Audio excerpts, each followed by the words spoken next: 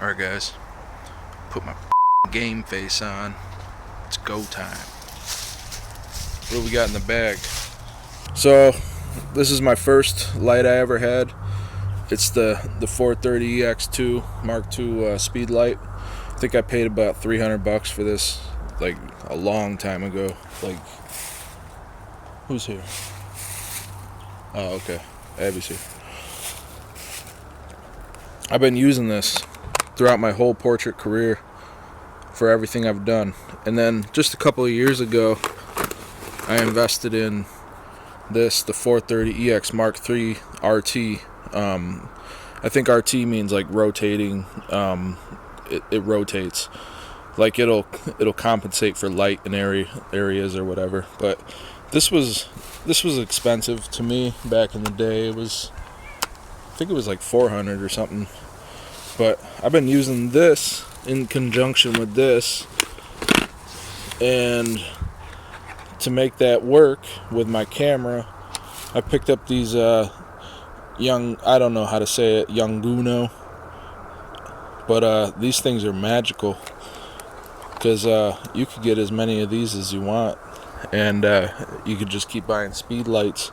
It's like a cheaper alternative than buying a mono light on the market. These were $70, so for under $1,000 you could get started with your lighting, a 2-point light setup.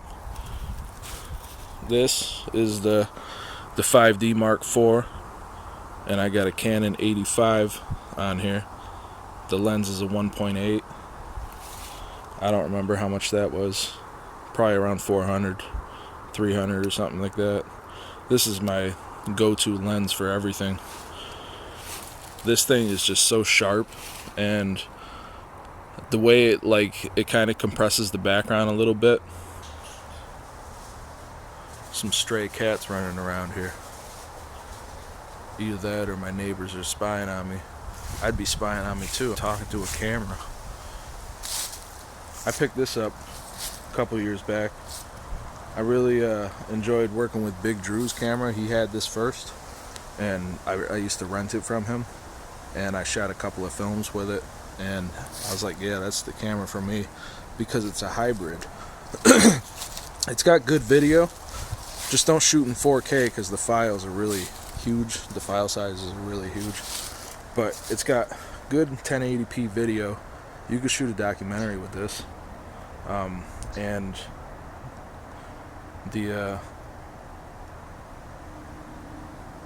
what was I gonna say? Pick up a Mark IV. It's a great hybrid camera, photography and video. Let me talk about this setup here. Okay, so first thing I'm gonna do is I'm gonna get my pocket. They're my transmitters. I can't call them pocket wizards because they're definitely not pocket wizards. But I'm gonna put it on my Canon 430 EX Mark Deuce, like so. Oh, you gotta release the brake on it. Okay, so that is gonna be inserted in like that. So I'm gonna put that up here. Make sure you turn it on. Turn on the transmitters. Make sure they're on the right channel.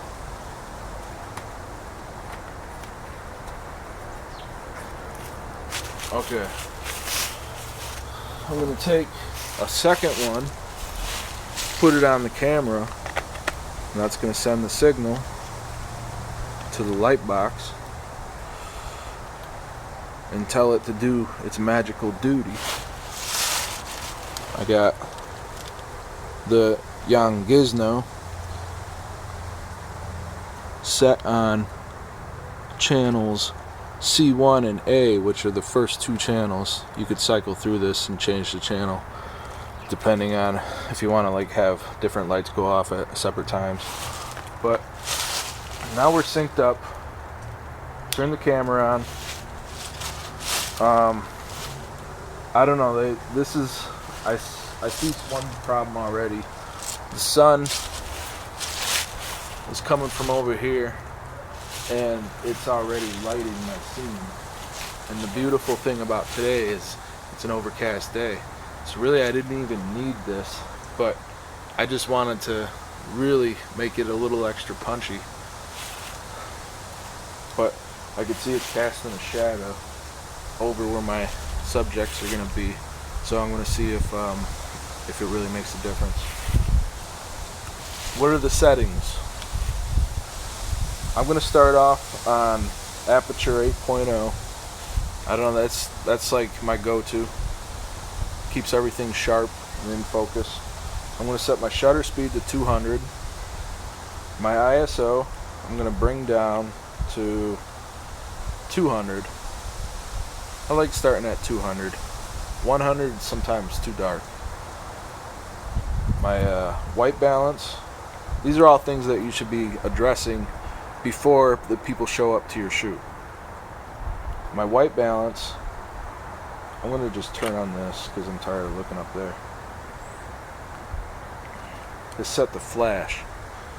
I could put it on the cloud setting, and it really wouldn't make a difference. The lens is on autofocus. I'm just going to take a test shot to see what we're looking like right now.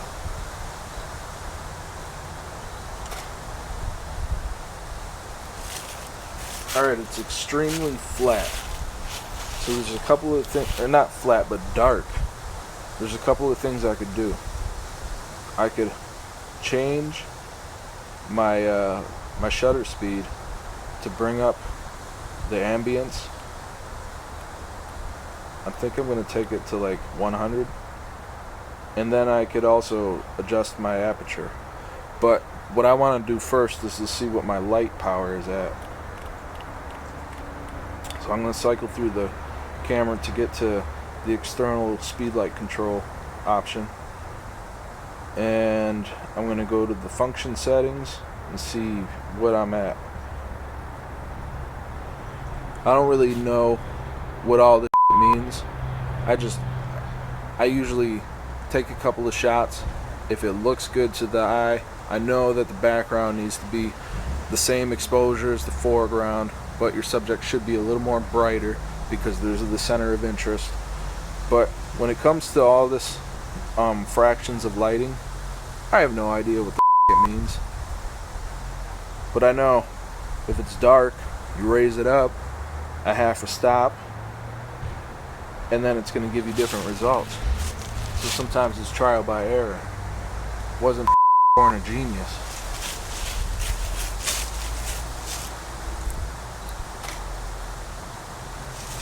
It's a lot better.